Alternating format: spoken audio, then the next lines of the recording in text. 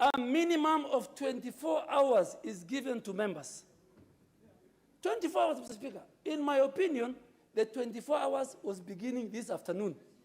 And Mr. Speaker, you have given direction from that chair a number of times, telling members that you must prepare amendments for certain bills. Mr. Speaker, I agree with the Leader of Majority. In his statement on Thursday, he asked that this matter will come on Tuesday if the matter was to be concluded that Thursday. That's what his statement read. It was not concluded on Thursday. It was concluded yesterday. So, Mr. Speaker, we are not asking for too much. That's why, Mr. Speaker, we have just passed a motion giving sweeping powers to the House through a motion that in the event the President bring a message, in the event we receive a message from the Senate, in the event a bill matures, in the event we have got timelines as provided in the Public Appointment and Parliamentary Approval Act for the case of IBC and TSC, the House, through the Leader of Majority or the Leader of Minority, the House can be recalled. Mr. Speaker, there is nothing urgent. This government had 4 years to implement the universal health care. Mr. Speaker, nothing urgency. Me, I am ready, I have my amendments. But the concern of the Honorable Junet and many other members here, Mr. Speaker, is so good and is valid. Mr. Speaker, let us give members. I remember Honorable Millie Odhiambo used to take us back because she used to bring a raft of amendments. We used to sit in room 9, harmonizing it.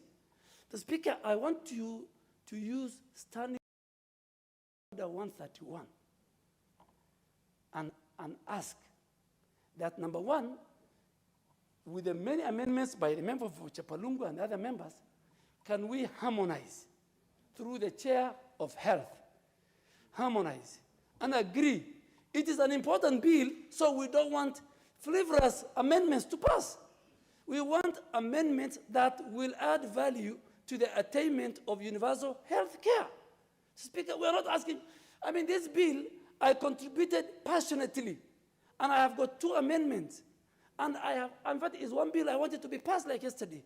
And Mr. Speaker, we must carry everybody. And I really want, Mr. Speaker, to urge the Leader of Majority, be considerate sometimes. Be considerate when we have got the appropriation bill, when we have the finance bill, which have got timelines, when there is an urgent matter of even approving a nominee, we will support you. Please, this one, let us just have 3 days. Let's even, as members bring amendments, let's even harmonize. Let even me be, I can even be convinced during this period that I drop my amendment. Already the Leader of Majority has spoken to me on my amendment on the penalty. We want to agree, but Mr. Speaker, I really want to indulge you, and I want you to use Standing Order 131 so that we move on. And Mr. Speaker, I really want all of us to move in the same direction. Honorable Charles Kilonzo. Thank you, Mr. Speaker. And I think for once, the Leader of Majority should flow with the House, Mr. Speaker. This morning, with the sugar bill, and the amendments were very many. And it was agreed they be referred back to the committee and to the members, and they harmonized, and the matter was deferred, Mr. Speaker. And Mr. Speaker, for the Leader of Majority to say the House Business Committee sat yesterday and the 2 members were there, whatever is agreed in the House Business Committee is not cast on a stone. This House has a tradition, and one of the traditions, Mr. Speaker, has been something we call mood of the House. And the mood of the House is very clear. So I want to appeal to my good friend, Mr. Speaker, that for once, do flow with the House. Do agree with members. This matter be deferred, and we can defer it as long as we can have a special sitting specifically for this. Now, you know, so many of you, Honorable Amalo. Thank you, Mr. Speaker. Mr. Speaker, I've listened carefully. I really wish to contribute on this bill at the second reading, Mr. Speaker. Unfortunately, I didn't get an opportunity. But listening to the majority leader, and I've heard it also in my own constituency, Mr. Speaker, where people are complaining about this issue of NHIF. Many bills they have not been paying. And if at all this bill, trying to expedite, is going to bring a solution, Mr. Speaker, then obviously it is going to add value. Mr. Speaker, some times back we had such an issue that people had amendments. A matter was deferred. But when that time came, Mr. Speaker, the amendments which were supposed to have been 10, it dropped down. It was only one amendment, Mr. Speaker. So really, if some people are in the House Business Committee and that day they are not there because of their own individual interests, Mr. Speaker, should not delay the House. It should not delay the House, it's personal. Mr. Speaker, choices have consequences. At that particular time when I was not available, I never contributed. And the business had to go on. How I wish, Mr. Speaker, maybe we could also hear from the chair of the committee. Like today, Mr. Speaker, when there were amendments on the Committee of Agriculture, and the chair mentioned that some of those amendments were so significant that it would have required even public participation. But the committee felt that they should step it down for purposes of further consultation. So how I wish, Mr. Speaker, Sabina Chege, who is here, as the chair of the committee, Mr. Speaker, will also wish also to hear from her, because really, every amendment, it is important that it's passed through the relevant committee. I thank you. Well, let me give the Honorable Pukose, who indeed yesterday rose standing order number 95 to call for the mover to be called upon to reply. Is it you or the Honorable, sir? Yes. Yes. Honorable Speaker, it was me because I've been here since the motion was actually moved. I was here when it was debated. I participated also in the debate of the motion last week, and now it came this week when we've actually exhaustively listening to what the members were saying. It was almost the same thing. But I wanted to urge the majority leader, reading the mood of the House, that let's defer this matter. When you read Standing Order number 131 further down, Mr. Speaker, some of the amendments might have even monetary implications. And therefore, it might even require even consultation with the Committee on Budget. Therefore, I think, or even the CS who is responsible for Treasury. So I think it is important that we defer this matter, allow members, let's allow our colleagues, because they are actually important stakeholders in this. And when I look at it, you know, the other day I raised that the ODM side was not in the House, the main ODM side, leave alone the peripheral. So the main ODM House is now in the House, even after the PPI reg has stopped. I think we should be able to be magnanimous enough to allow them to bring the amendments so that the country can move together. And I think Honorable, the leader for ODM, the chairman of ODM, said they want to bring the country together, and they are starting with the Homa Bay. So I think this is an important thing. Let's all of us work together and allow them to bring the amendments. Before I hear the chair, let's just hear the Honorable Oundo. Honorable Speaker, probably I'm one of the most diligent members when it comes to the committee of the whole House. Honorable Speaker, in my misguided view, the second reading offers alternative or additional information which the respective committee, should actually consider, review what has been debated and presented by the members by looking at the Hansard, so that whatever final amendments the committee proposes has taken into account the comments and the views of the members. Honorable Speaker, presupposing that the second reading, the proceedings second reading, are of no value, is basically meant to demean this House. Honorable Speaker, it's practically impossible that the debate closed yesterday, and by today morning when the standing order, the order papers being published, the committee has already gone through the Hansard or the proceedings of the second reading and made a determination, essentially, Honorable Speaker, not to tell the correct position to the members and the members of public. Honorable Speaker, honestly speaking, this is such a fundamental bill that touches the lives of the common mwananchi. time is necessary for us, Honorable Speaker, to gauge what was the views of the members of this House and prepare adequate amendments that will safeguard the health and the interests of these people, or I mean the people of Kenya. I sincerely ask the leader of the majority. We have always stood with him in times when he needed us. It's also time that he stands with us when we need for his indulgence in this particular matter. Honorable Speaker, I request that you rule in favor of postponing the debate on the committee of the whole House until a reasonable time is given to members to review what is said and propose amendments that will safeguard the interests of this country. Honorable Speaker, thank you. Chair of the committee.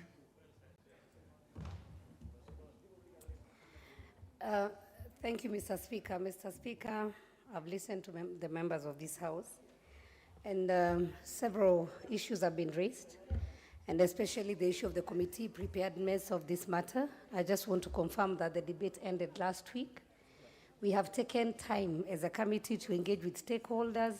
We have taken time to listen to the members who are also here. So by last week, yesterday, the question was only put, but last week the debate ended. I also want to confirm, Mr. Speaker, that today, including one member for Homa Bay, Honorable Wanga, who is not present in the House, she had amendments, and we spoke and we agreed on how the amendments are going to be carried.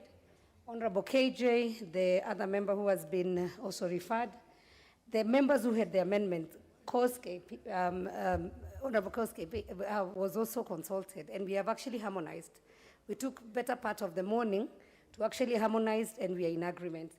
Honorable Duale, the issues that he was even going through the amendments have confirmed to him that several of them already the committee has taken care of. So I just want to urge members, and especially it's sad, Mr. Speaker, when the leadership don't agree, it's actually sad. I wish they had raised this matter before, and would have guided as well, because as you can see, members were ready. The ones who also wanted to move the amendments were ready. I'll only beg, if it suits the members, that we proceed with the business so that we are able to handle this matter. The governors, Mr. Speaker, and I would not want to take the same route, took us over 1 year to submit names for UHC for the first million households that were supposed to be taken care of. I'd wish that this House don't delay, and I was trying to consult with my brother to find out whether there's something that is really should we consider, because we can see on how we can be able to incorporate in our amendments. But he just said he wants some more time just to have a look at it. I don't think there's anything that is hidden in the bill or in the amendments. And I'm very sure, because we make the laws, if there's something that this House may pass or may omit, there will be another chance that we can be able to, this bill is going to the Senate again, and then coming back here. So we still have some more time. I'd want to beg honorable members, if you're able to proceed, well and good. And just really pleading with the members so that we're able to tackle and make UHC a reality. And I'm just saying, I beg members that we proceed. But if there's any major matter, then we can still consider it. Thank you, Mr. Speaker.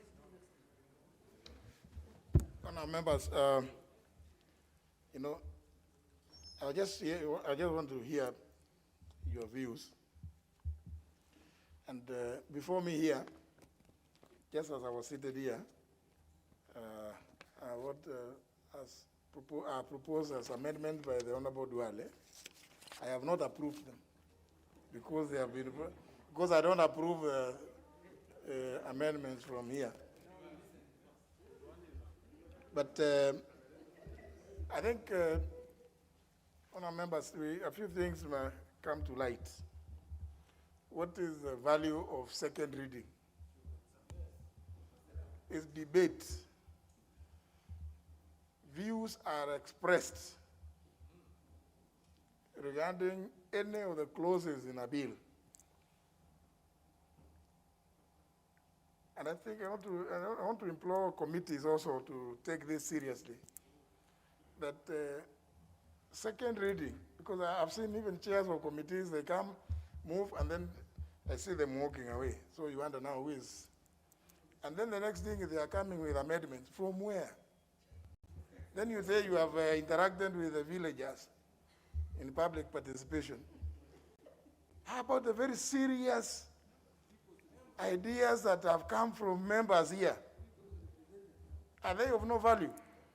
In which case then we should do away with the second reading, so that a bill goes to, it comes, first reading, referred to the committee, committee goes and takes views from stakeholders and the other members of the public.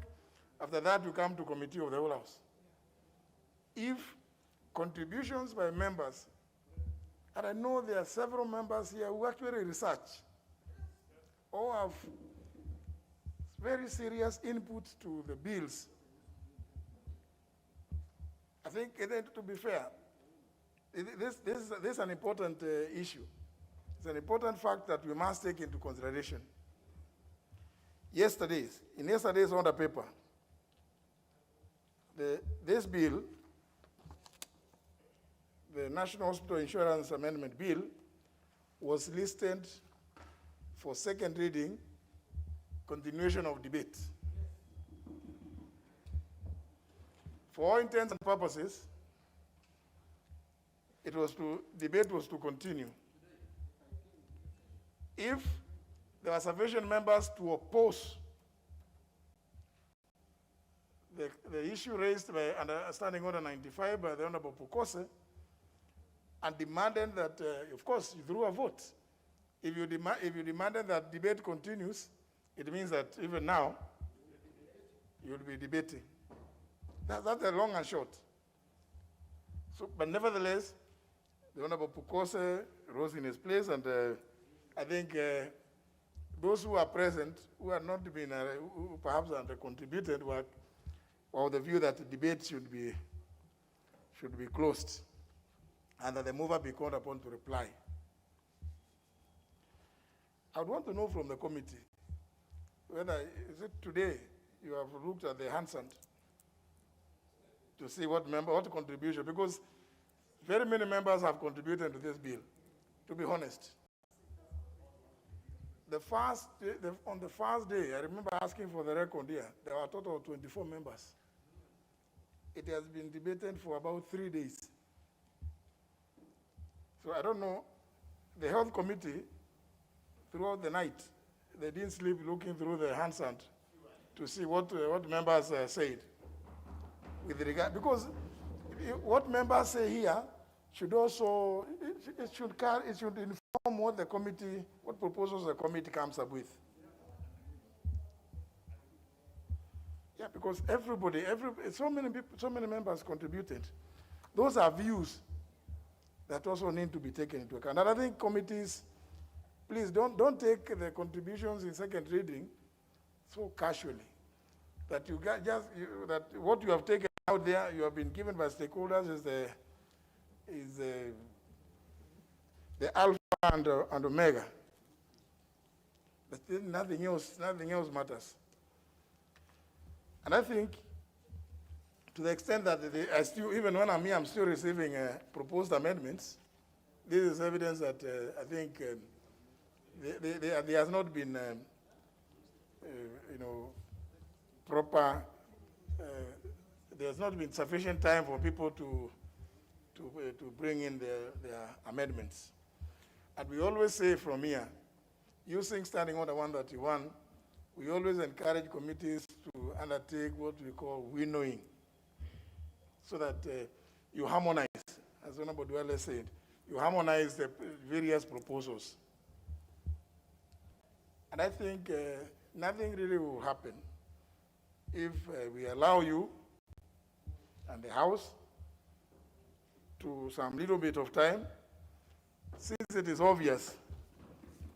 It's obvious from the motion that we've just passed in order number 8 that the House, during recess, will have to reconvene for a special sitting. You can indicate, the leader of majority can indicate that on one of the sitting days, the business to be transacted will be this one, so that nobody feels that they have been left out. Just carry everybody on board. There's no harm. In any event, the Senate is not sitting. the latest indication I have is that Nairobi is too cold, so they may not be sitting for some time.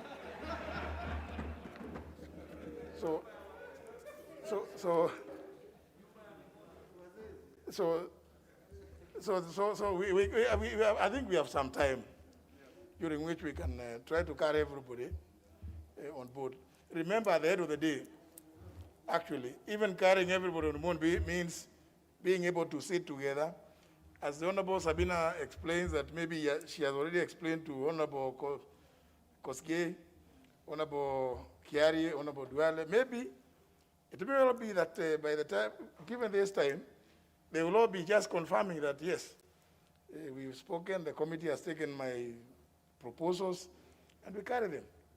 It makes the work that much easier during that time. If we allow, but see, if we don't, it will just mean that there may be so much protracted arguments and debate in the committee of the whole house, which is unnecessary, that you may even not finish today. So I think, in my view, in my opinion, there is need to do some form of harmonization and also allow for more time for any other member who may not have been here yesterday and today, and who desires to propose amendments to this bill, time to do so. And therefore, I will adjourn debate in committee of the whole house by removing from the order paper business appearing as order number 10 for purposes of harmonization. Harmonization of proposed amendments and accommodation of any other amendments that any other member may wish to propose. I think when we move together, we are better off. Yes. So let's just carry everybody on board, and let nobody feel that they have been shortchanged or they have not been given enough time to propose amendment. I think it is not a good thing to say that you have a chance to propose amendments when the bill comes from the Senate, because then you will be risking going the route provided for in Articles 112 and 113 on mediation. So remember, you can only deal with any new proposals that come from the Senate. So to give yourselves and this House sufficient time, I will take out the business appearing as order number 10 and direct that any member desiring to bring in amendments, any new ones, submit them to the clerk before Monday, before close of business on Monday next week. Before close of business on Monday next week, which will be 23rd. So that thereafter, then need for any harmonization may take place. The committee will have time, they can meet even when on recess. I'm aware that committees do meet quite regularly. So that is the order from the chair.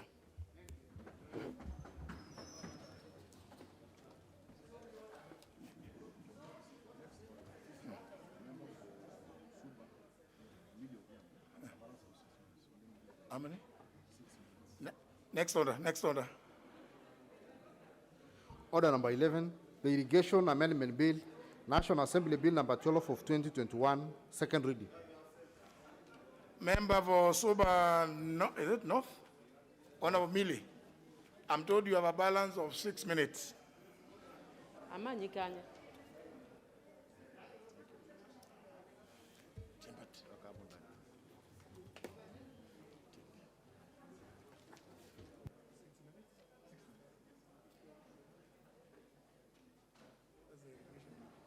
Thank you, Mr. Speaker, for giving me this opportunity to continue contributing to this bill. Mr. Speaker, sir, I just also want to thank you for the guidance you've just given in relation to the NHIF bill. Mr. Speaker, sir, one of the things that we are not taking cognizance of is now we are competing with our friends and relatives who are also dying. Yesterday, I was attending a funeral service for a friend of mine called Violet Wasuna. Today, I was attending a funeral service for one of my Doniwas in Kiambu. So, Mr. Speaker, in the age and time of COVID, when we are making our calendar, we should also take into account the fact that people are dying at an alarming rate, which is also competing with our calendar of events. Mr. Speaker, I will also be requesting at some point, because I know we are proceeding on recess, and I was hoping to bring an issue with, a question by private notice in relation to fishermen, Mr. Speaker.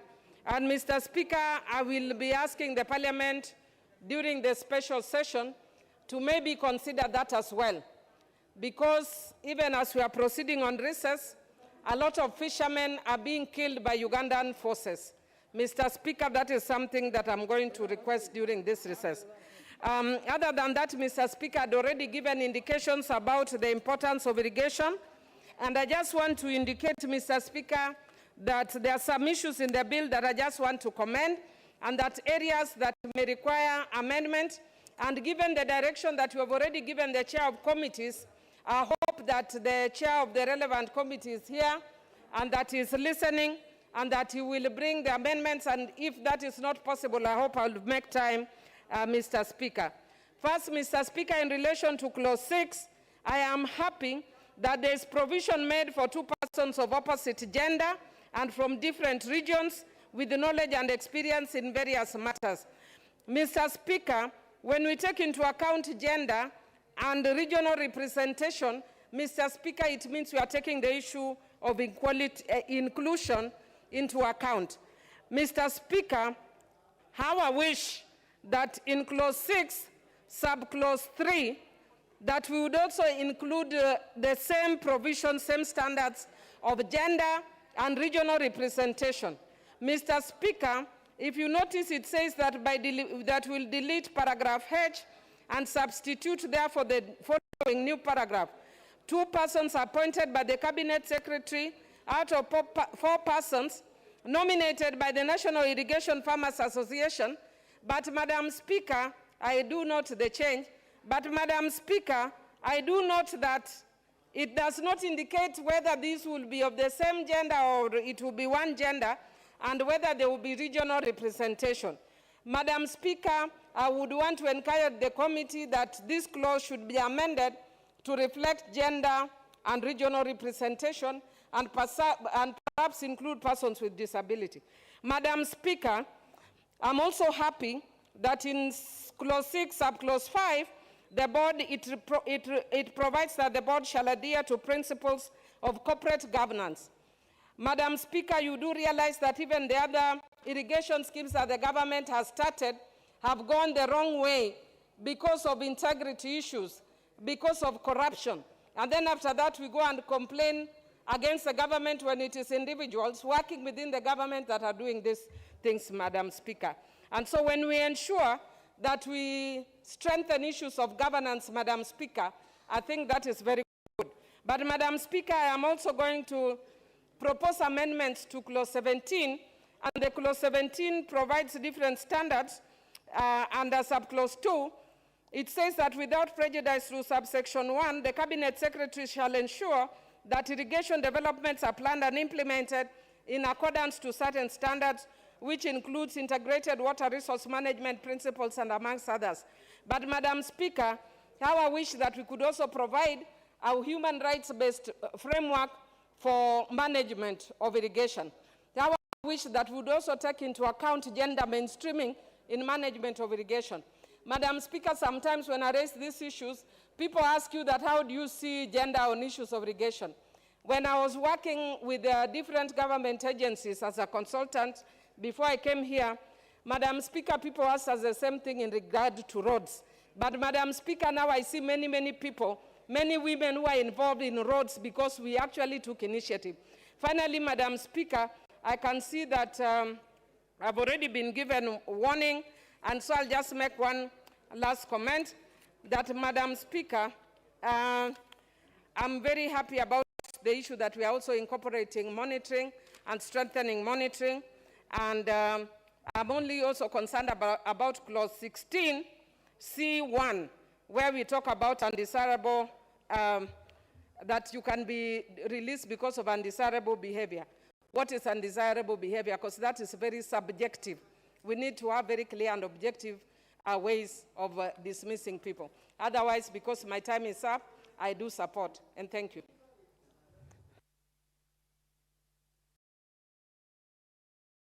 Member for Ijara.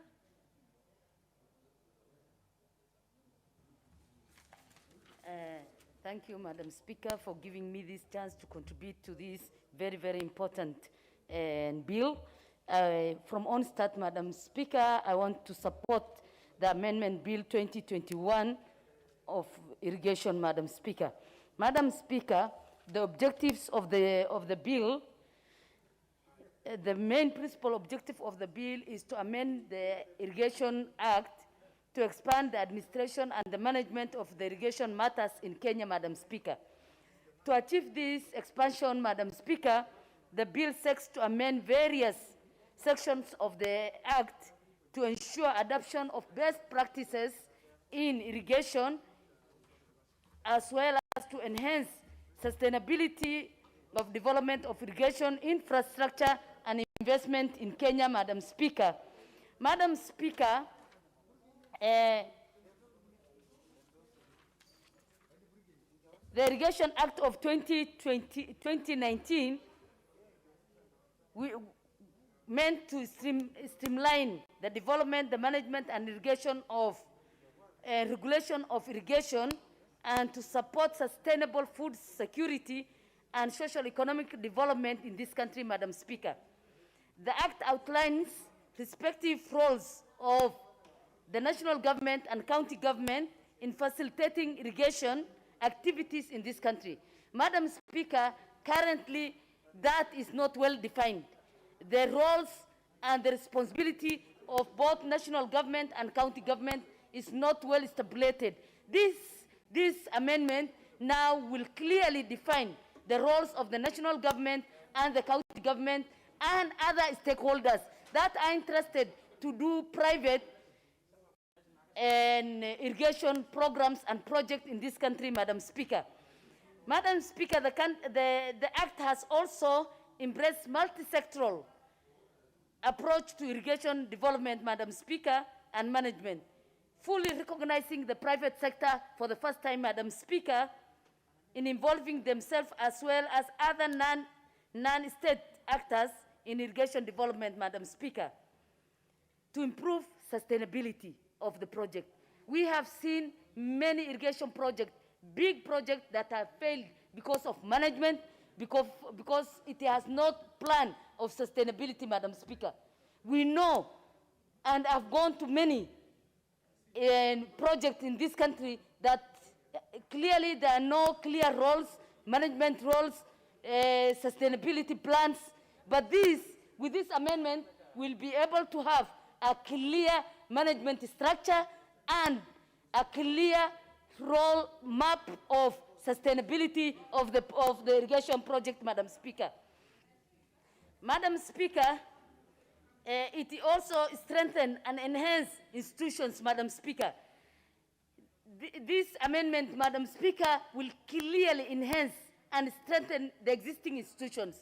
For example, we will have a formation of Irrigation Water Users Association.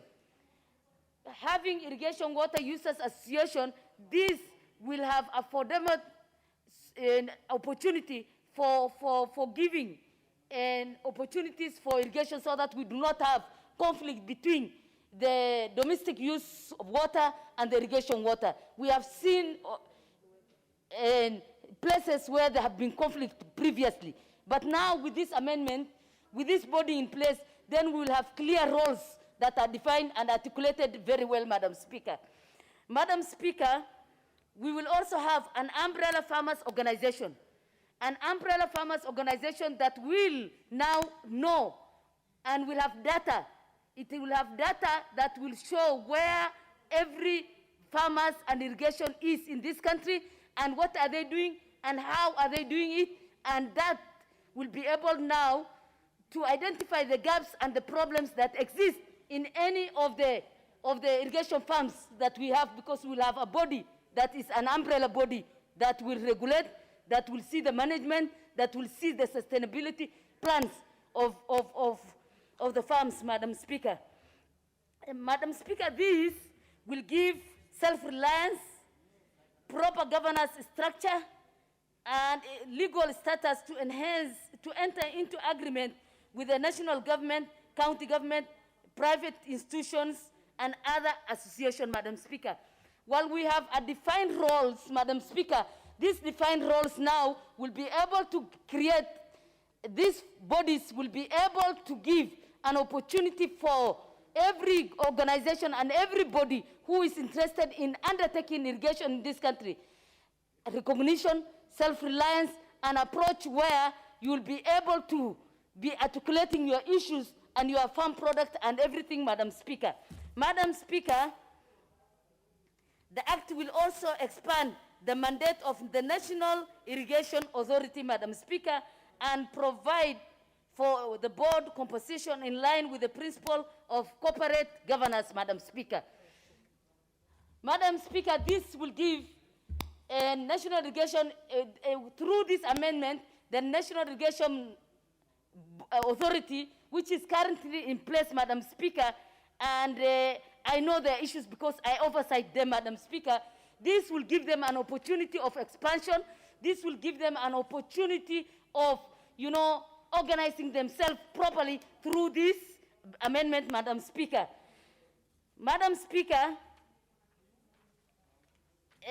although this is a very progressive piece of legislation that has that has a lot of positive, but again, Madam Speaker, there are certain gaps and that are within the bill, Madam Speaker, that we have identified as a committee. And Madam Speaker, those ultimately requires some amendments in order to enhance effective implementation of this act. Some of the areas, Madam Speaker, of concern to us as the committee is the omissions in terms of key terms of definitions, Madam Speaker. Those are some of the things the committee are proposing to bring during the third reading and when we are going to do some amendment, Madam Speaker. Madam Speaker, the other thing that is lacking in this amendment, Madam Speaker, is appointing authority in terms of board appointment in order to meet the threshold of Article 6 of the Constitution.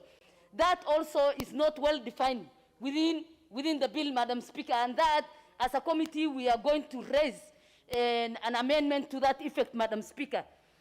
We will also need to harmonize with the previous Water Act of 2016, Madam Speaker. This amendment has some issues that is not harmonized with the Water Act of 2016. And at that stage, Madam Speaker, the committee will also bring an amendment, Madam Speaker. Madam Speaker, the committee, Madam Speaker, will be proposing amendment during that time, the committee of the whole House, Madam Speaker, to clean up the act, to clean up this, because we have already said, we have met with a lot of stakeholders, we met with the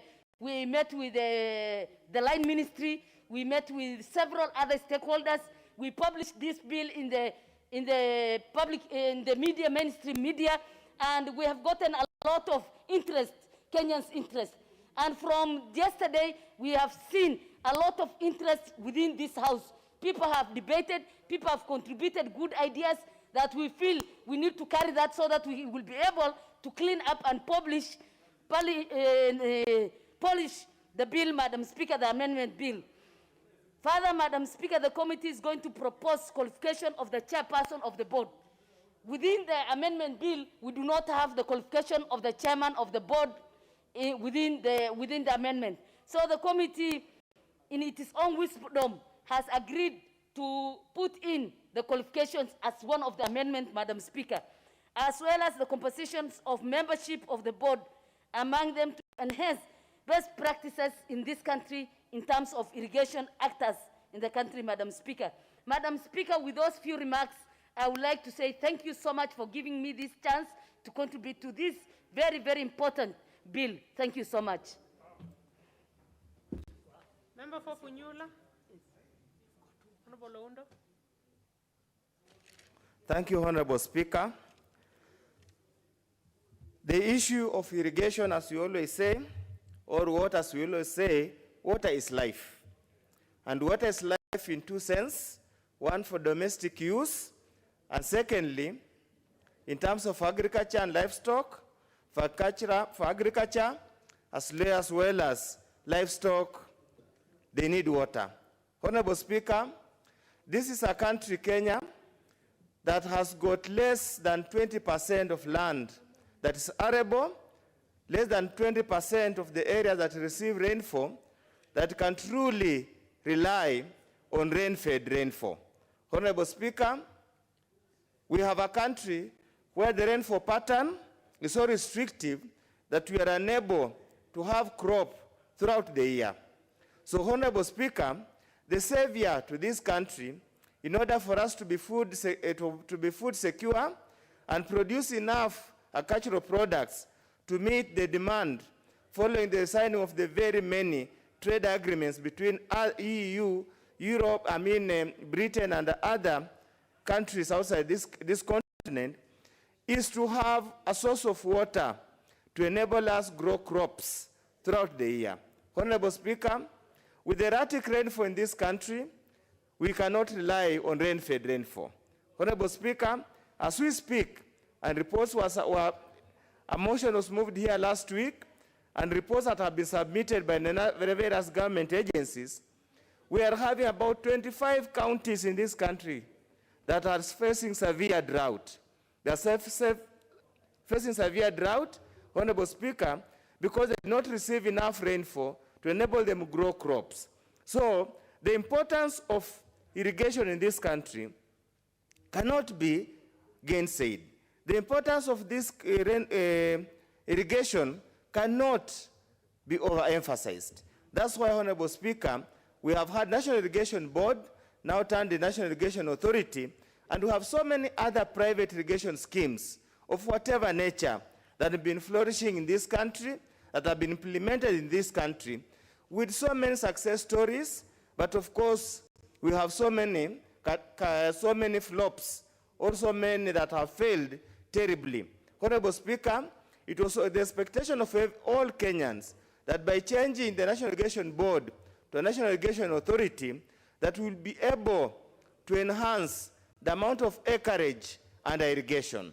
That has not happened, and perhaps that has informed the decision to continuously review the act that was passed in 2019. Honorable Speaker, successive governments, more so the Jubilee government, gave us very lofty promises how they'll put endless amount of acres under irrigation. Many of them, nothing has happened, and the few that have happened have been a conduit for corruption, namely the Galukulanu and whatever. Honorable Speaker, it is important, therefore, the issue of governance, as has been clearly stated in clause 6.5 of this bill, becomes central to the management of irrigation systems in this country. Honorable Speaker, it is such a shame that we pump a lot of money into irrigation schemes, yet nothing comes out of it in terms of increasing food security. We pump a lot of money into irrigation scheme, Honorable Speaker, because of poorly planned irrigation implementation. They take an eon before they come into use. Look at Takwe Dam, look at Tiba Dam, look at other major irrigation projects in this country, Honorable Speaker. That's why the emphasis on corporate governance and emphasis on Chapter 6 in those charged with the managing irrigation scheme should be the key and the main plank of this amendment. At the Committee of the Whole House, we will have to make those amendments to entrench good governance, ethics, and value for money in the implementation of irrigation schemes, because they have become a conduit for corruption and pilfering public funds. Honorable Speaker, looking at the bill, there are quite a number of positives. One, it expands the definition of irrigators to include persons or entities which own, operate, or manage an irrigation scheme.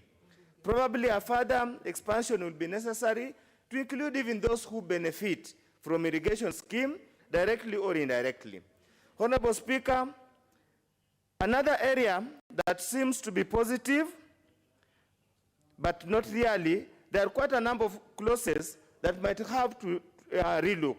Clause 6(1)(f) about appointment of board members by the Council of Governors. What has been provided in this bill, Honorable Speaker, might be actually unconstitutional. A cabinet secretary cannot supervise or direct the Council of Governors on whom to appoint. Honorable Speaker, the specific clause inter alia states that appointed by the cabinet secretary from a list of 4 nominees submitted by the Council of Governors. Honorable Speaker, that could be contentious, that could be unconstitutional. At the particular moment, we'll have to look at it so that the appointment by the Council of Governors should be expressed and should not be subject to further vetting by any other body as contrary to the provisions of the law and the Constitution. Honorable Speaker, Clause 17 puts into place such a cumbersome process of consultation leading to prescribing administrative and regulatory framework. Honorable Speaker, in this country where we believe in brinkmanship, I do not know how successful the cabinet secretary will be by consulting Water Resource Authority Secretary, the National Water Storage and Harvesting Authority, the National Land Commission, the Council of Governors, and other stakeholders. It might be cumbersome. We'll never get any administrative or regulatory framework. Finally, Honorable Speaker, the Act as well amends the Principal Act under Clause 15. Under Section 34 of the Act, Principal Act, required the Cabinet Secretary that within 9 months must have prepared or submitted various regulations required under the Act for purposes of supporting the implementation of the Act. As it stands, Honorable Speaker, increasing that period from 9 months to 18 months essentially means the Act shall never be implemented. We badly need a functioning irrigation system. We badly need a functioning irrigation management system as soon as it's practical. 18 months is inordinately too long, Honorable Speaker. By then, we would have suffered endless hunger, endless famine, endless drought that is not going to support us. Honorable Speaker, I suppose, and it's important, that within a short period of time, the Cabinet Secretary, in consultation with the Council of Governors, should be in a position to develop regulations that can operationalize the Act. As it stands now, there aren't adequate regulations to ensure that we prudently invest public funds in irrigation schemes, that we give framework and guidelines to private irrigators on how to manage irrigation schemes. Honorable Speaker, with those few remarks, I support the bill with reservations regarding to the proposed amendments that will move at the Committee of the Whole House. Thank you, Honorable Speaker. Honorable Kabinga Wachira, member for Moya. Thank you, Honorable Speaker. Honorable Speaker, this bill is of interest to the people of Mwea because they work tirelessly to feed this country with lice through irrigation scheme or schemes that are in Mwea. That's for the same reason, Honorable Speaker, that I came into this house almost 40 minutes before time and I'm really surprised that I was not number one on your list. Honorable Speaker, the amendments before us are important to strengthen the act, the bill that was passed in 2019. Prior to that, Honorable Speaker, we had an archaic act, Coronio, which we used to refer to as Cap 347. And it was through a tireless effort in 2018-2019 that this House was able to come up with an irrigation bill that improved on the management of irrigation schemes in this country. Honorable Speaker, the amendment that we are having currently is important for the full operationalization of the National Irrigation Authority that was created through the 2019 bill. However, a number of issues were noted from that particular bill that necessitated this particular amendment, Honorable Speaker. And before I go to making remarks on some of the amendments, Honorable Speaker, let me thank the government because of the seriousness it has taken on irrigation schemes. I know a number of the members have noted some of the shortcomings in some of the irrigation schemes. The speaker before me mentioned the River Dam, and I'm not sure I understood what issues he has on it. The River Dam is in Kirinyaga County. It's a mega dam. It was almost a 20 billion project. As we are talking now, it's about 65%, and by December, we expect that project to be fully complete. And once complete, we shall be redoubling the production of rice in Mwea, and hence be able to feed this country by almost 50% of the rice requirements that we have. And therefore, that's a milestone, major, and I want to commend National Irrigation Authority, Ministry of Water, and the entire government for ensuring that that project is on time and it's completed on time, Honorable Speaker, which will be a major milestone to this country. Honorable Speaker, some of the amendments that are called upon by this particular amendment, 2021, are very important. Among them, Honorable Speaker, to ensure that the National Irrigation Board can attain the necessary quorum to enable it to proceed with its meetings and operations. Under the current Act, with 9 board members, the authority is supposed to raise 7 members to form a quorum. That, Honorable Speaker, could be a tall order at times, and especially at this time when we're talking about the challenges of corona and other pandemics that bedevil this country. And therefore, reducing that number to 5 is but a necessary amendment that we needed, Honorable Speaker. Honorable Speaker, I also commend the drafters of the amendment for ensuring that there is greater consultation in the entire management of water use, Honorable Speaker.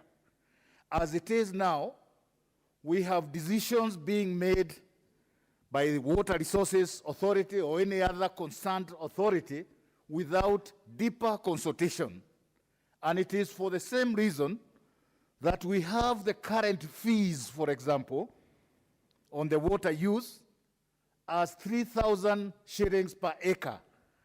And for an ordinary farmer, this becomes a heavy burden on a farmer who is not subsidized in his farming, for a farmer whose inputs are very high, very high rates, on a farmer who is quite often not affected by poor infrastructure, and on a farmer who would occasionally be invested by what we call quera birds, who consume almost lice of about 250 million in this country every season, and also snails. So the farmer is overburdened. And therefore, if we have these other costs, like the water use costs, without proper consultation, the farmer ends up to be the one to suffer, Honorable Speaker. Honorable Speaker, it's also important that we amend the current act to ensure that the National Irrigation Authority is anchored into the department that is concerned with irrigation. As it is now, when government shifts irrigation from one area to another, like in agriculture and water, you find the National Irrigation Authority being in agriculture where irrigation is in water, or vice versa. And this causes a lot of confusion. And therefore, when we now amend the act to ensure that we know where the National Irrigation Authority will be in disregard of any changes within the ministries, then that's a good thing for us. The other thing is on extending the responsibilities of the National Irrigation Authority to include some regulation. As it is now, much of the responsibilities are only on the management. And we are saying that the National Irrigation Authority should lessen its burden on management, increase on regulation, so that once an irrigation is fully grown, the management should be left to the scheme management committee as opposed to the authority itself. And I think that's another good thing for us in this country. Honorable Speaker, with those good amendments, I will also be proposing some amendments during the committee of the whole House to ensure that we even increase the efficiency of the authority much more. Honorable Speaker, having created an authority in the name of National Irrigation Authority, the positions and the reader there is still under the Chief Executive Officer. In line with other authorities like Ikura, Kera, and Kenha, and others, it's a high time that we now change that position from that of a CEO to a Director General to give room to other levels of management to also assume the position of Director. And therefore, I'll be coming up with that amendment, Honorable Speaker. I'm also looking at aligning the term of the Director General with a strategic period of the authority, and also again in line with other authorities, changing the term of the Director General from 3 years to 5 years, so that that person can feel secure and also be able to provide the necessary services as other authorities that we have in this country. The other thing that we'll also be looking at is the strategic framework of irrigation by the ministry, aligning it with the authority, so that again, the period under which the two strategic visions are managed be harmonized, Honorable Speaker. In addition to that, and finally, I will also be looking as a long term the issue of rice production and marketing in this country. It's still not catered for in the irrigation bills. We need a bill that is standalone for rice and any other commodity, so that the production and marketing can be housed in one, can be domiciled in one area, Honorable Speaker, like a board that looks at rice itself. Because as it is now, we have many players. We have the trade ministry looking at the marketing. We have agriculture looking at the crop itself. We have water looking at the irrigation. And all these causes some confusion, which is taken advantage by some people who end up in bringing Honorable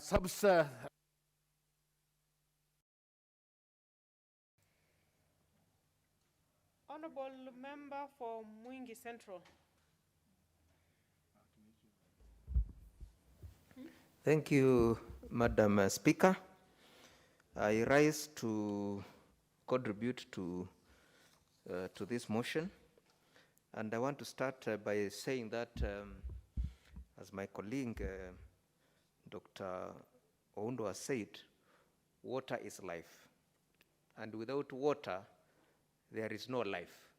Even here, we are drinking water continuously. Madam Speaker,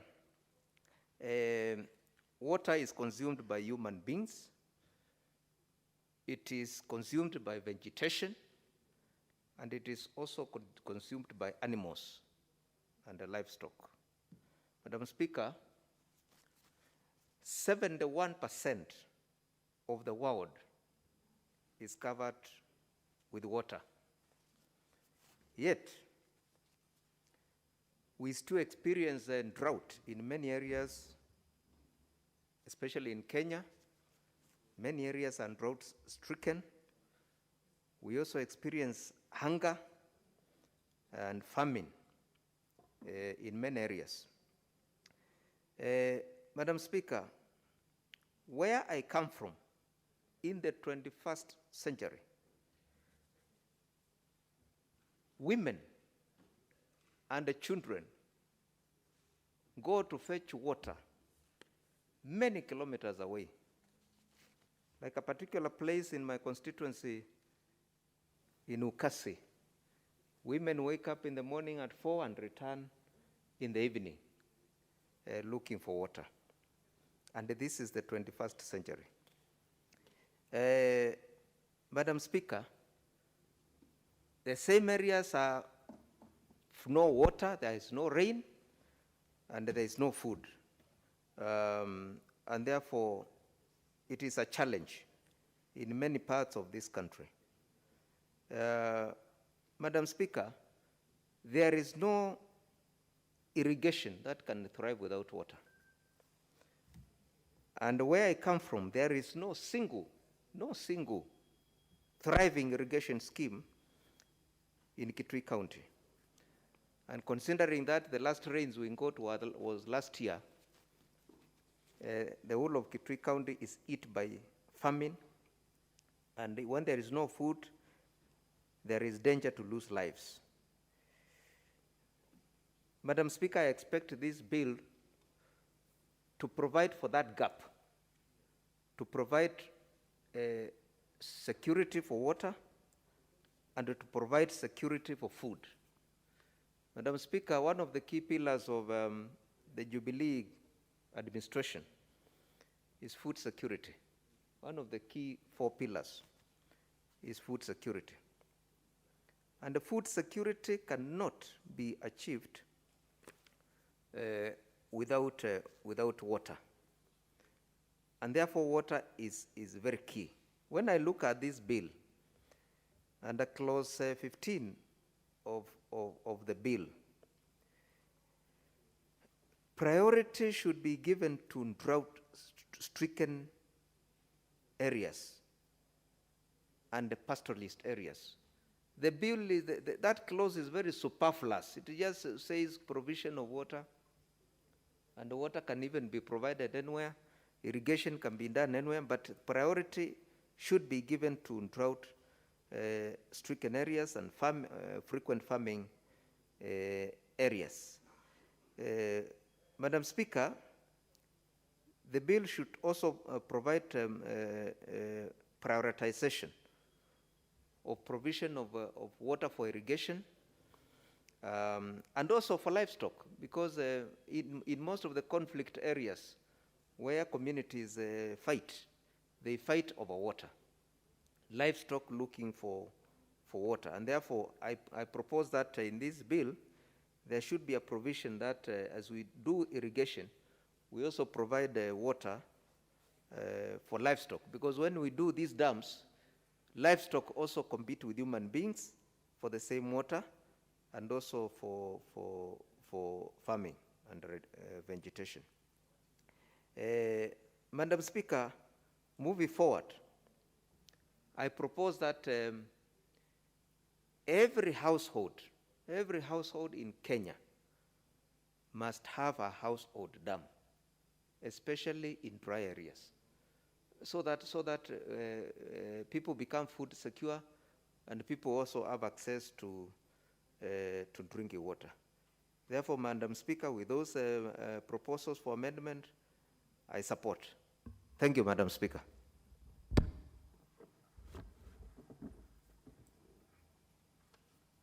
Honorable Rono, member for Keyo South.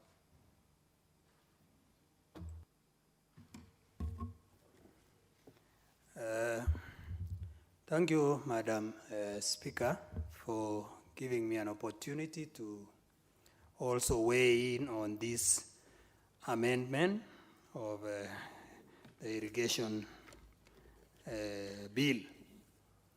I want to first and foremost start by supporting the honorable member who has just spoken, who has started by saying water is life. Indeed, water is life. In fact, I'm glad that the country and the government is realizing the importance of irrigation, because irrigation is the root cause of where we will get food security.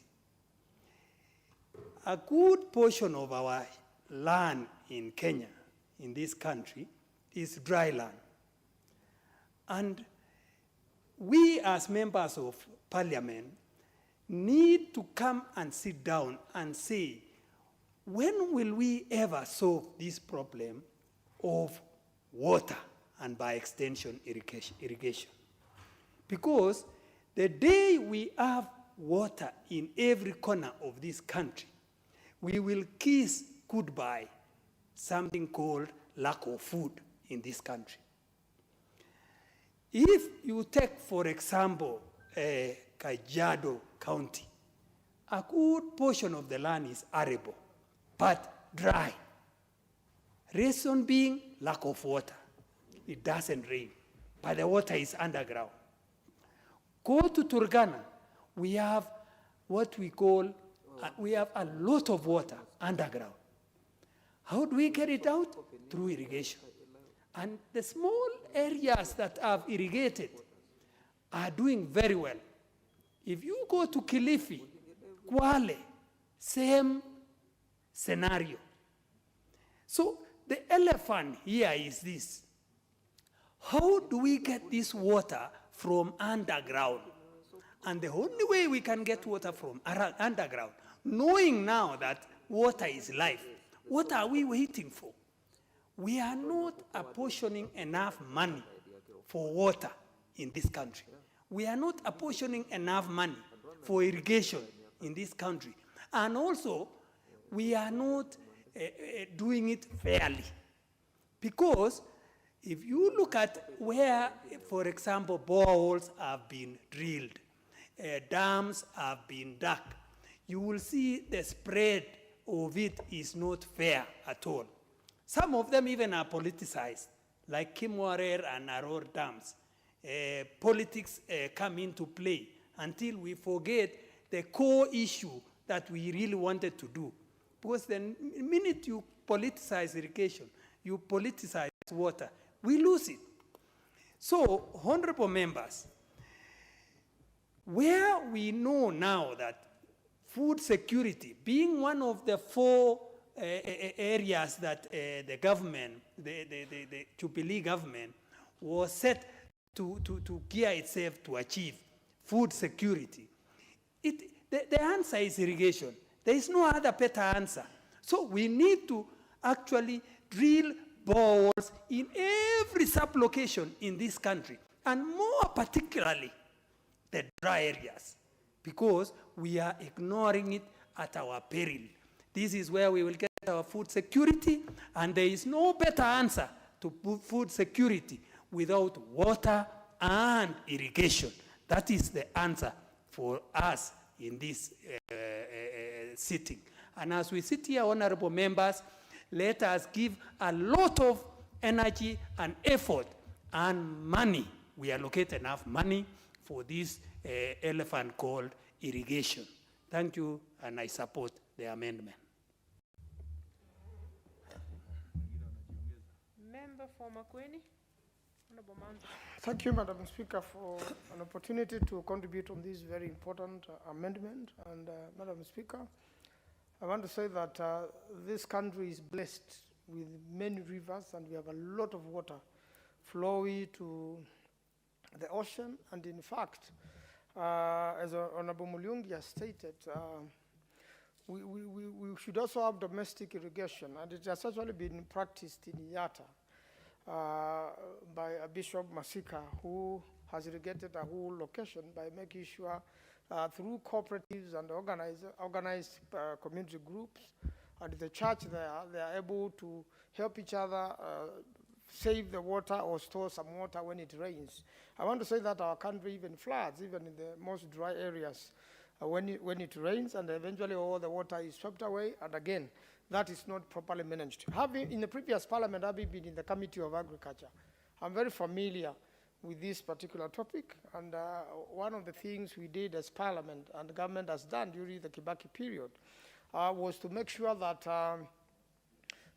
irrigation systems are set in this country, and visited Israel, and the government of Israel has made an attempt through its companies to assist Kenya with irrigation so that we could get to the levels Israel is. Israel has only one single river called Jordan, which is able to irrigate the whole country, and they produce as a desert and sell to many parts of the world. And I believe we can do that. And the team which came from Israel to Kenya saw the Tana River and the Athi River, and they thought if they had such an opportunity, they would lead the world, in food production. And a lot of them really want to help us. And one of the best ways we can do this is to make sure that we have a law which enables the structures to perform. Because what we've been having currently has been riddled with corruption. Already irrigation and water are devolved, and therefore there has to be a role of the counties. The national government has to work in the counties. In Makueni, we have now Fwake Dam coming up, and it will have an irrigation component. And definitely, once that is done, we are going to be the food basket of the country. In Tana River, along Mwingi North, there is a Wikituki project, which was started after the Israelis came here, and as soon as the Kibaki government was over, and the moment the devolution came in, that particular project has now not been done properly under the county governments, and the need of a synergy between the national government and the county government so that we can be able to make sure such important irrigation operations take place in the country. So we have Galana Gulalu, which we visited there in the other parliament when I was in the Committee of Agriculture, and you could see something was not clicking, and the whole management was a nightmare, and therefore, hence these amendments, which I think are very important and even need to be polished so that we can make irrigation in this country successful. So I want to agree that we should all grow food, and we should have enough water for growing food and for animals. Even where we are pastoralists, we should have some sections whereby there are dams and irrigation is taking place, and at the same time, the animals have enough water. And the products of irrigation, after the harvest, all that material is good for animals, especially when we are in a dry season like now. There must be a system of making sure it is stored so that we can feed our animals and at the same time have enough food for ourselves. So I want to believe, just like the Israelis described as that time, that we are already like a beggar who does not see or whose eyes have a problem, and the ball is holding, somebody has already put gold there, and they haven't realized something very valuable is already with them. It is a high time now as a country we realize we have valuable water storage, we have valuable rivers, which all of them, we should have a well-planned irrigation schemes. Drip irrigation saves a lot of water, whether it is rainwater, or it is river water, or it is borehole water.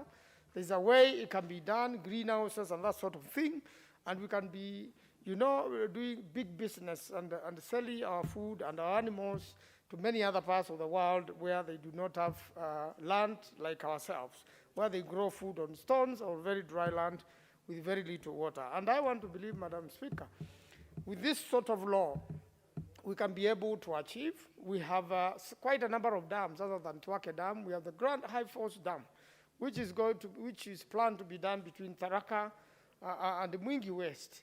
That has been pending, for about 10 years now, because some people went to court and stopped the whole operation. That was going to irrigate a lot of dry lands in Ukambani and in Meru and even in northeastern. And it was going to stop the flooding which we usually see in Garissa and other places. And at the same time, make sure that we have irrigation schemes. But all those good plans, Madam Speaker, and all those irrigation schemes we have in the country cannot happen if we do not have the opportunity to have proper management. It all fails at management. And I remember in the other parliament, members of Pokot went to see the then PS of irrigation because we had set money here, 500 million for a certain irrigation scheme in joint constituencies in northern Kenya. The year was drawing over, and this money could not be accounted for, and the irrigation had not taken place. And when they went to consult as to what had happened, Madam Speaker, there was a little bit of a strife between the MPs and the PS then, who later on was dropped by the Jubilee government. So we want to admit there has been challenges. The PS also was overwhelmed because he has to deal with other bodies. The synchronizing is important so that we have, the Minister of Agriculture and then the Minister of Water, who is responsible for irrigation. How do we bring in the counties? How do we fund the irrigation schemes? How do we make sure that there is budget for them? How do we make sure that, Madam Speaker, the moment that irrigation scheme is set up, first of all, it benefits the community around there. There's food production which is sustainable, and there's market for that food also, Madam Speaker, because there are also post-harvest losses, which have really been terrible in this country. People produce food, and at times they don't know where to take it. So we now need to bring together all the irrigation schemes around the country, which are quite a number. Even in Mandera, there are irrigation schemes, there are rivers there. And one of the best ways of bringing farmers together in these schemes is through a successful cooperative society, so that these people are organized in a cooperative society, and that society also works with the Minister of Cooperative, Minister of Agriculture, the department dealing with irrigation, the county government, and it is streamed. And I think this is what this law is trying to do. And definitely, as we have said today in this House, the third reading is very important, because after all these ideas, then we need to amend and make the Act much better and make the Act more useful to Kenyans.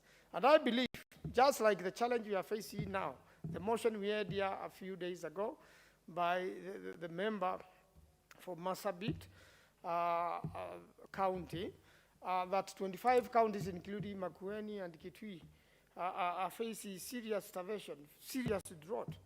When the rains come, a lot of water will be allowed to go. So when we do the dams that we come up with, as suggested by other members, with boreholes and the small dams in every home, let it be an initiative of every Kenyan to save the water which, when the rains come, because I believe, compared to many other countries, Kenya has enough rains. It has more rains than many other parts of the world. And when the rains come, we must have a way of harvesting the water which is on the runoff, the water which is underground, like it is in Turkana now. And the moment we are food secure, then we can be able to market the excess food to other countries. We are still bringing in a lot of food from our neighbors, from Tanzania, from Zambia, where they do serious agriculture on maize. We see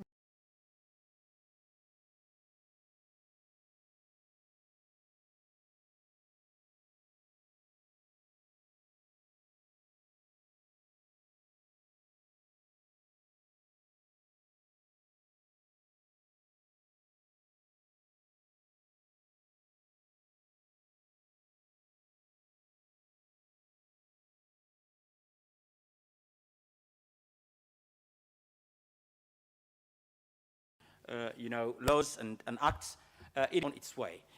The challenges that we had in the past is that we were depending on international donor foods, food that travels and is transported and stored in various, stores that eventually, produce a lot of aflatoxins. Aflatoxins are critical matters that create and that evolve into cancer, particularly cancer of the of the throat, cancer of the mouth, cancer of the stomach. And we have realized that a lot of the foods that were being brought for relief would have gone through storage that may not be, quite conducive and the likes. But if this country gets its acts together, if it invests in irrigation, if it provides sufficient resources to the irrigation institutions, then we will be walking, our heads high up, in the sense that we will be able to, provide for our people. We will be able to export whatever that remains out of that. You see, I can give you a key example. The largest river that passes through this country, or the longest river, for example, is Tana River. And Tana River passes through very critical places, very important, lands that require irrigation and the likes. Water that comes from the highlands eventuate to the oceans unnecessarily. That is spillage, of resources that would have otherwise made and created a lot of jobs, would have made this country a more productive country. 80% of this country is a dry land, Madam Speaker. And this 80% that is dry land would be useful in agriculture if irrigation was seriously undertaken. And therefore, this bill will be able to give us the direction in the best way to be able to have societies that can come together and organize themselves to be able to provide for their country. Now, one thing that really needs to be taken into consideration is that a very simple example is about the Tana River. Again, once more, I want to use. It passes that large area that is sort of a desert or semi-desert. Now, if the water wheels that pass through that are released on Wajir South, that is almost 200 kilometers away from Garissa, will be able to get that water, start irrigating, and using also that water for livestock and, harvesting of, the grass that will be necessary for rearing livestock, beef, and the rest. Now, that is not happening. So it is not only about providing the law, but it is about investing in irrigation. It is not about ensuring that the acts have been, enacted in this parliament, but it is about the utilization of those acts so that they can make a human difference, so that they can make a difference to every member of our society, so that it can reach everywhere. Now, one other thing that I really want to add on is that the water pans and the dams that are created and developed are done haphazardly, unfortunately without consultation of which areas that are of value, that can be utilized, that can be able to have a higher yield and productivity. Madam Speaker, that has been overtaken. And I really want to see that. It must carry, these laws that we are enacting in Parliament must carry the human results. Why do I use the term human results? The human results, what I'm talking about, is delivery to the people, exactly the resources that are necessary and that should be utilized. We have been establishing a lot of laws based on this, but that seems to be only on matters of paperwork. But the reality is it does not follow with resources, resource allocation that is quite necessary and important for the people that are on the ground. So, Madam Speaker, what that brings me to is a very simple example, and it may touch the nerves and the fevers of a few people, but I really want to say 1 billion shillings worth dam would make a huge difference to Wajir South, for example, which is the second largest constituency in the country. That is equivalent to 3 provinces, Central, Nairobi, and Western provinces. It's a huge land. And what it would have done is, when people are investing in one single dam, and I want to use an example of it, is Aror Dam, for example, the 35 billion that are being expended on there. Give me 1 billion out of it, and it will make a huge difference to a huge constituency. That is unnecessary to say that you cannot create so big, so huge dams in particular parts of the country and forgetting the rest of the country. Irrigation is not only for one particular area. Water and survival is not only for particular places. And I'm not picking up on a region or a place, but what I'm only saying is the amount of money that are being expended on single dams, water dams, that of Muranga, that of other places as well. I mean, I'll start my examples and they can become it will be countless. It is important that fair share of resources is provided for the people of Kenya, and therefore of any corner of the country. And therefore, it is important that I want to say that I do support the proposals of this bill, and see that the bill is not only written as a bill, but also when it is being acted on, we must allocate resources concomitantly and in the right way. And therefore, I want to say thank you very much, Madam Speaker. Honorable Ndwati. Thank you very much, Madam Speaker, for also giving me a chance to make my remarks. And from the onset, I want to say I support the Irrigation Amendment Bill. I've read it, and I've seen it is really going to assist our people. Honorable Speaker, I've liked what they have come up with, defining what is an irrigation scheme. National irrigation scheme, the term has been well defined, where we have transboundary, trans-county or inter-county irrigation schemes, which was not captured in the past. This has been well done. And again, the strategic irrigation schemes have been well articulated here, where a strategic irrigation scheme means a national or a county scheme which serves a specific productive purpose. However, Madam Speaker, there are some proposals which have been put here, which I'll have to bring some amendments. If you look at Section 9, Item 2, where the people who are going to nominate board members have been proposed. One of them is a registered private sector membership organization. Honorable Madam Speaker, I don't know of such an organization. Again, Madam Speaker, it has been proposed 2 people appointed by the Cabinet Secretary out of 4 people nominated by National Irrigation Farmers Association. Madam Speaker, I don't think we have such an organization in Kenya, unless maybe the committee will be able to guide us on this. Having pointed out that, Honorable Madam Speaker. Honorable Kitonga, Honorable Ndwati, you're making such a strong statement, and we need to clarify that. What organization is that? National. I mean, when you talk about a national entity that is in a bill, and you're saying it does not exist. I haven't heard about it. And I come from Gatanga, where we provide members of the committee? Anyone? I haven't heard of such an organization. I'm interested, Madam Speaker. And this is what the Honorable Speaker spoke about this afternoon. Second reading of a bill is very, very important. Madam Speaker, I come from Gatanga. The mover is not here. Thank you. Members of the committee are not here. So members could be speaking to themselves. Unless a chair can really tell us that after every moment of debate, they go back to the Hansard to know what members are saying. Otherwise, we reduce this into a talk shop. Thank you. I think you can continue, Honorable Ndwati. Thank you, Madam Speaker. As we establish even from the office of the clerk, to just substantiate what you have just talked about. Thank you very much, Madam Speaker. I want to say I come from Gatanga, where we provide you with all the water, which is consumed in Nairobi, at the river town, Ongata now, combined with the Honorable Ruth. All the water which is drunk in Nairobi and all those places I've mentioned comes from our place. So when I talk about national irrigation, something which we are not aware about, I'm well guided.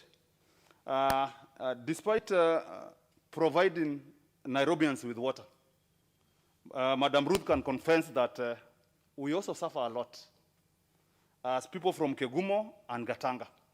All the water comes here and we remain with nothing. We neither have drinking water or irrigation water. As Kenyans continue to suffer, the people from Wajir suffer, we also suffer the same fate. However, Madam Speaker, I also want to congratulate the Jubilee government It has supported us in other ways, which I'll mention later. Madam Speaker, one of the challenges we have had in this country regarding irrigation schemes, one of the major challenges has been lack of enough funding, despite the problems we have with food security. The other challenge has been lack of enough irrigation engineers in this country. We have very few irrigation engineers, such that some of the projects which are designed here, they are not designed by local people. The Kimerals, the Aral dams were not designed by local people. And that is why we lost a lot of money to Italians. Madam Speaker, personally, I would propose we don't need those huge dams. We don't need those huge projects. And this has been confirmed in our place. The Jubilee government has done very well in Gatanga, in Lower Gatanga. They have come up with water pans, which are dug in individual farms. Small water pans, which are done for free, and which has really helped our people. They are cheap because with about maybe 200,000, you can be able to do a water pan. Madam Speaker, I want to confess, at this particular time, in Lower Gatanga, I would be giving people food. Today, I'm a proud member of parliament. When I go to Idhanga or Kakuzi, I'm normally given fruits. My vegetables are for free, showing that even with small projects, we can be able to transform our people. And I really want to say that food security has really improved very much. And if we are to continue with these small projects in Wajir, in Masai Land, instead of doing those huge projects which benefit the pockets of a few Kenyans, let's do small pans which can assist our people. However, Madam Speaker, one of the challenges I've seen with those projects, major challenge has been lack of pumps. Pumps for our people. We dig porta pans, but we cannot supply our people with pumps.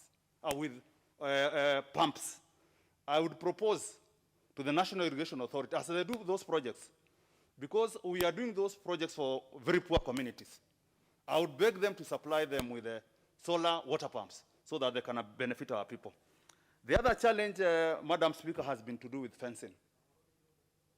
Fencing has been a challenge because you dig a water pan and you don't provide fencing, which becomes a security threat to our kids and even to the families and to the community. The other challenge, as Honorable Mulungi mentioned, I think it's Honorable Mulungi, has to do with markets.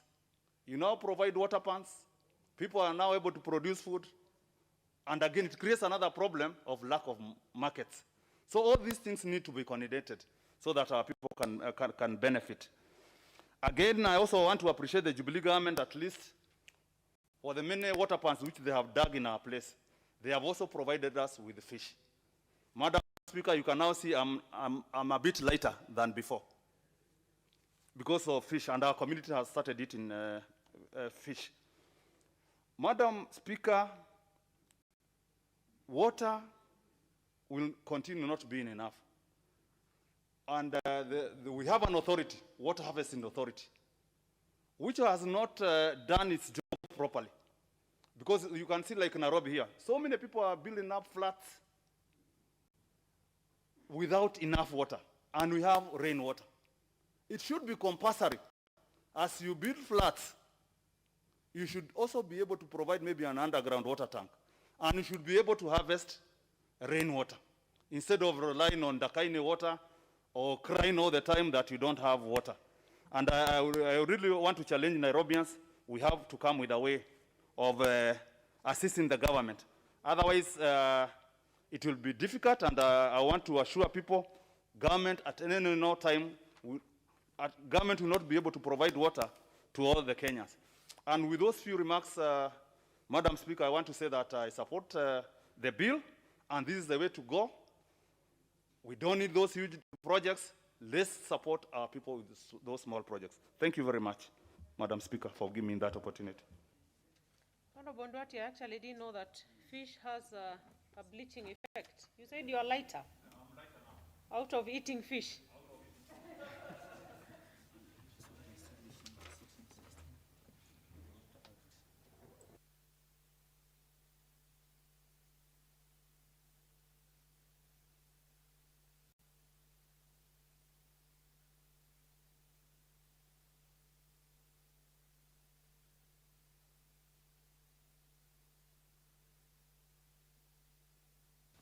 So, Honorable Ndwati, you know, you raised the issue of an institution within the bill that you're not aware of. Was it the National Water Resources Authority?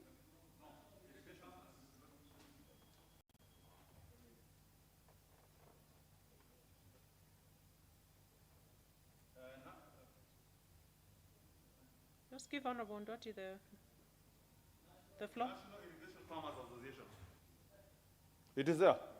Registered where? The National Irrigation Farmers Association. For Farmers Association. I'm not aware of that association. That is what I was raising. Okay, we need to look into that. And unfortunately... Then again, Madam Speaker, if you look at Section 9, the proposal G, registered 2G, a registered private sector members organization with a national outlook. We don't have such an organization in Kenya. Once again, let's leave it pending for now, but I will continue to decry a chair of a committee or whoever moves presents such a bill for debate in the House, and then they go missing in action when we are on second reading of the bill. It does not augur well with the conduct of the business of the House. But we will revisit. We will revisit that. Let's have the member for Teso North, Honorable Kaunya Oku. Thank you very much, Madam Speaker, for giving me this opportunity to also put my voice to this amendment of the irrigation bill. Madam Speaker, what all the other members have raised on the importance of this bill. The bill is very important for this country because of bringing about food security. But Madam Speaker, our greatest challenge has been in this country, I think since independence, it has not been on the absence of resources like water. We have enough water ponds, we have rivers, we even have a lake, a freshwater lake, which is the source of River Nile with us. Madam Speaker, the greatest challenge has been on being able to implement certain plans that we have set up. And we are glad this bill will strengthen some areas in terms of the management of irrigation in Kenya and in terms of trying to harmonize and make sure that all areas are covered in terms of irrigation. It is only through irrigation, Madam Speaker, that we can be assured of food security in this country. Madam Speaker, failure to implement, particularly in terms of the board that is established under that Section 9, those members who are nominated, the selection of those members, and indeed the actual management of those plans for irrigation is where we need, as members, to lay emphasis in the changes on this bill. Madam Speaker, I will give an example of what has transpired. In this country, Madam Speaker, we have had crops which are key to the growth of this economy, such as cotton. In many areas, cotton can be grown through irrigation or even rain-fed. But what happened in the late 80s was that the board of cotton, the National Cotton Board, failed. And the failure of this brought about all farmers losing out on cotton growing. And Madam Speaker, recently the government has put in effort to try and revitalize some of these schemes. Like in the case of the cotton, the government even last year launched the BT cotton, which could be grown across the country through irrigation. And in launching this, Madam Speaker, the CS promised that all the farmers will get for the next few years seeds, free seeds for BT cotton. Whereas some seeds were given last year. When it comes to the second year, this year, there are no seeds. There are no insecticides. So farmers are at a loss. And therefore, what I'm emphasizing, Madam Speaker, even as we pass this bill, as we support it as going to bring about a change in terms of both food security and also production of other commercial crops like cotton, we must ensure that those bestowed upon to manage, especially the board that is supposed to take care of this, are people with integrity, and we are able to make sure that the production is actually achieved. Madam Speaker, there is a story told about how we produce, how in 1969, an Israeli team came after the Kenyan delegation visited Israel to explore the irrigation systems used in Israel. And when they came, the technical team that came here made recommendations and went back, and our government went to implement. Some 20 years later, another delegation went to Israel seeking for the same technical assistance.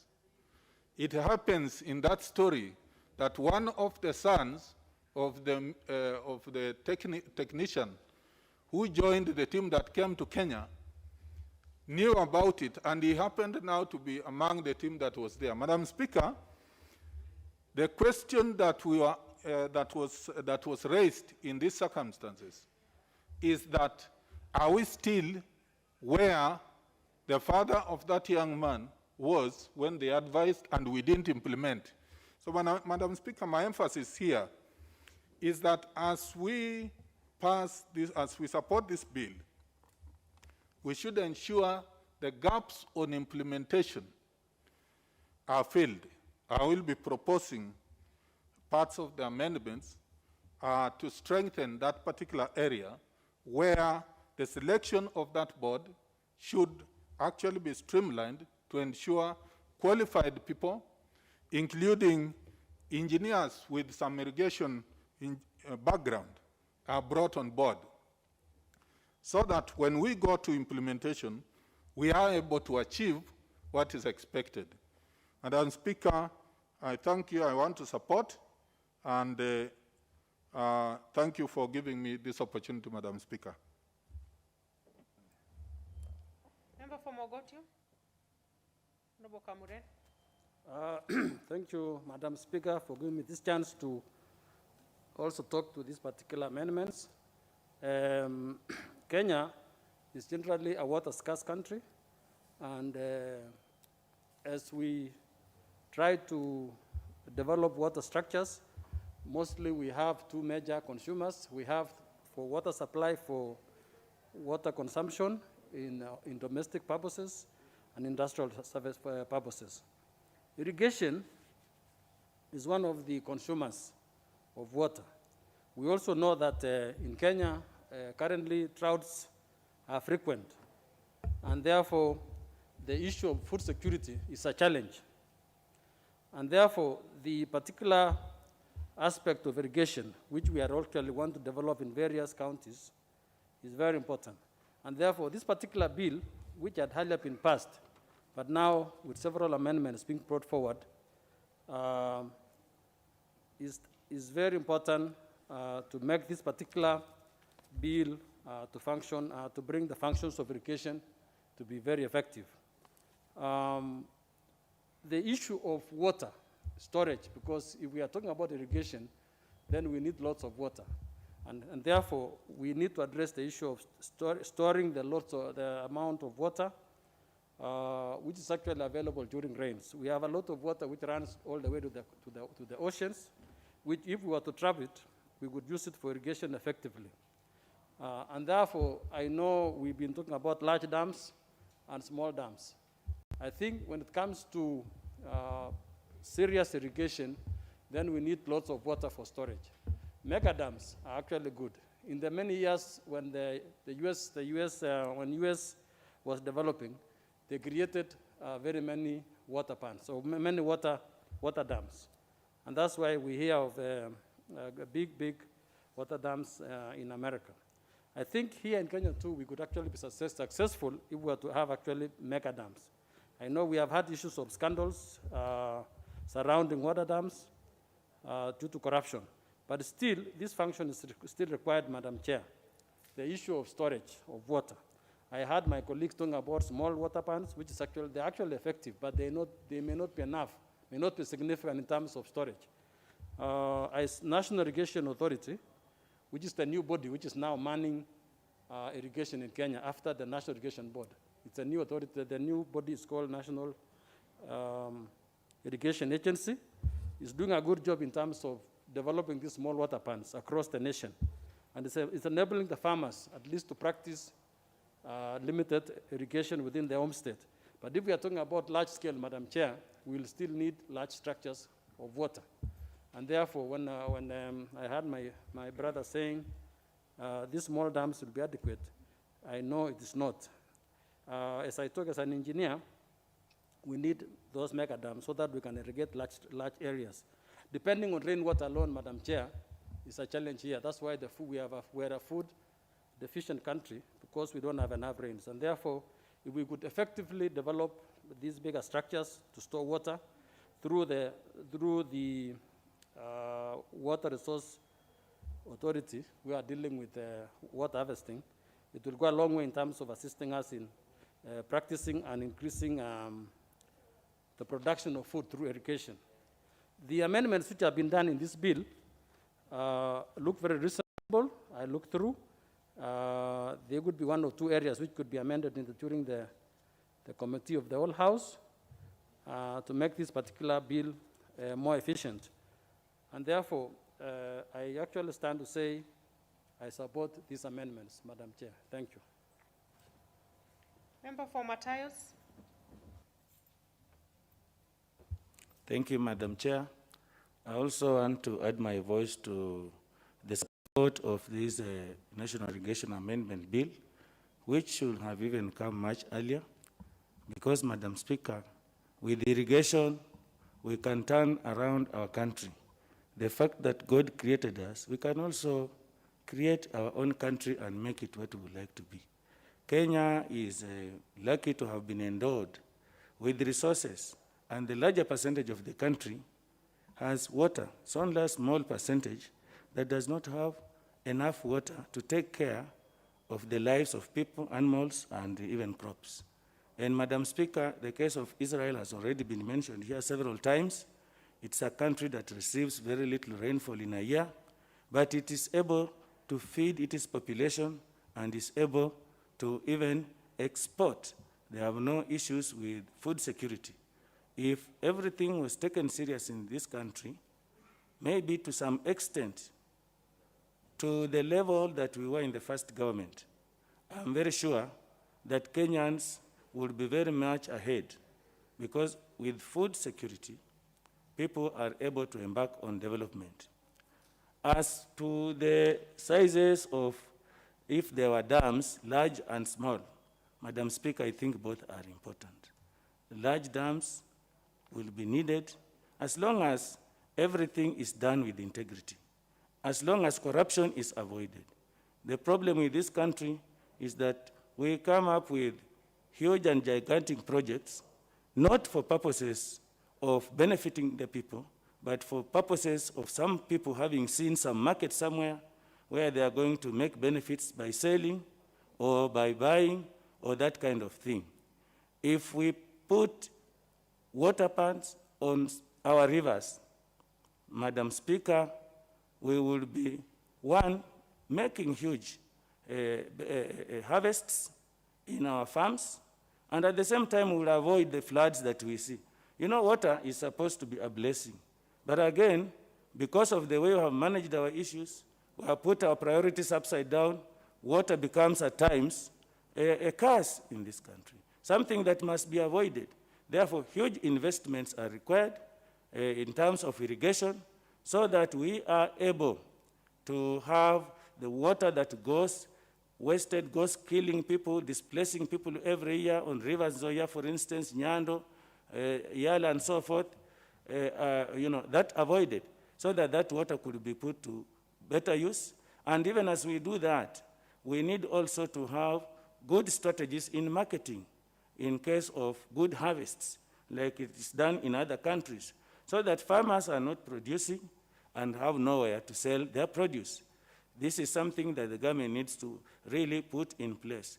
We have the National Irrigation Authority, I think formerly the National Irrigation Board.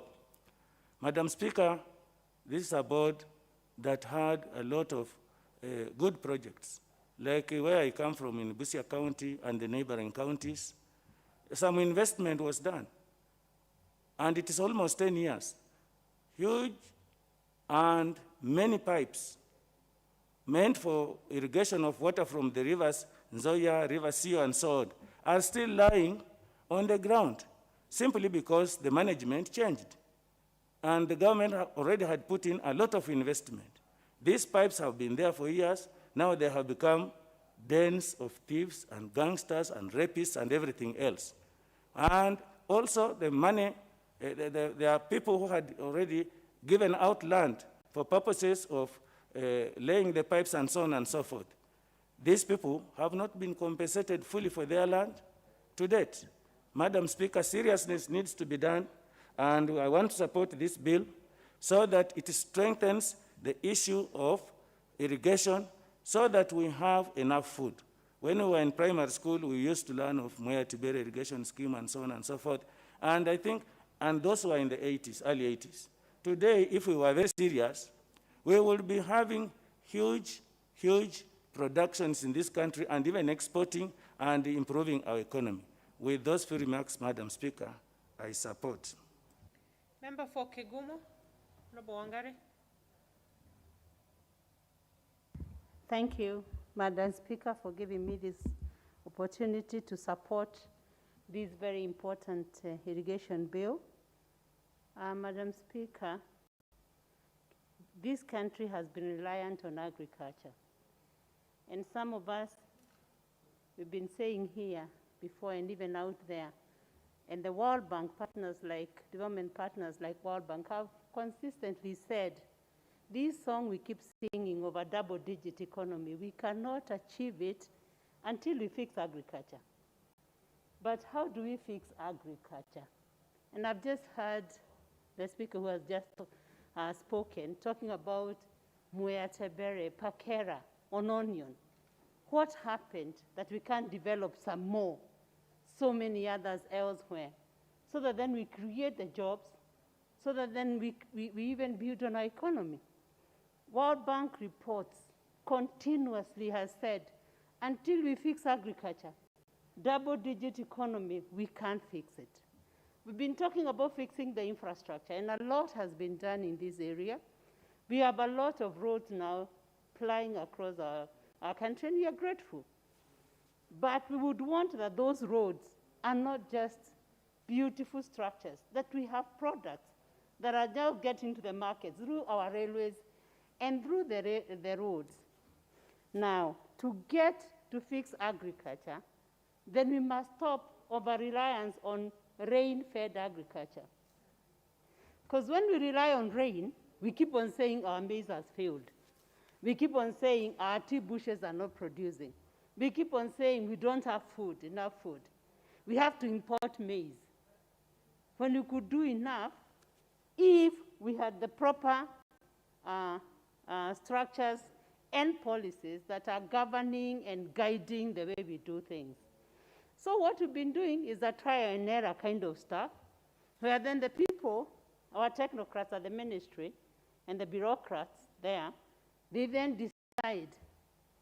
But what this bill seeks to do is to create a systematic structure for irrigation in our country so that we don't have a sporadic kind of thing. And I'm very concerned, and I would like to know the feedback that we have gotten concerning the agencies that my colleague MP Katanga talked about, because that's where the devil is. Fixing the wrong people in the wrong jobs.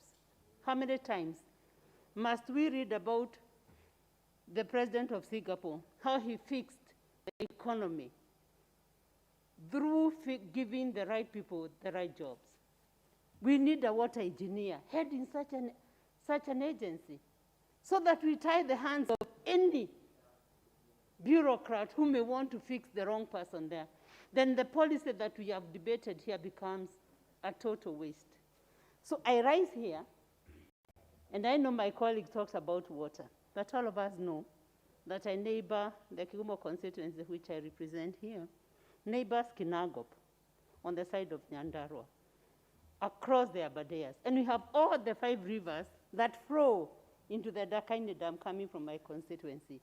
And you know, my colleague talked about how then we lack water. You may not believe that, but that's the fact. The water is scattered through to drain to the Dakaine, then through Gatanga and brought here.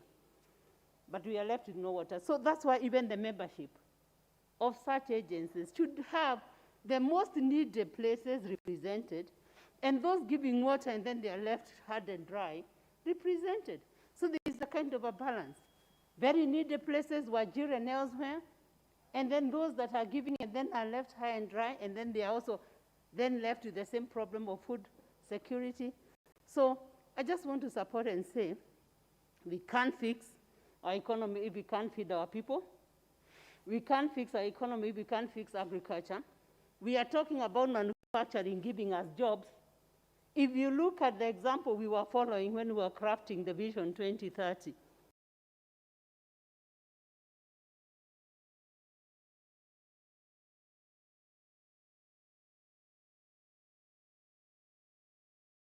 na pia sa familia yangu, na tunasema pole, and we want to wish you well, and we want to wish you well. Former Prime Minister, I want to say this: count us. As you count others, count on us. We will support you as we head towards the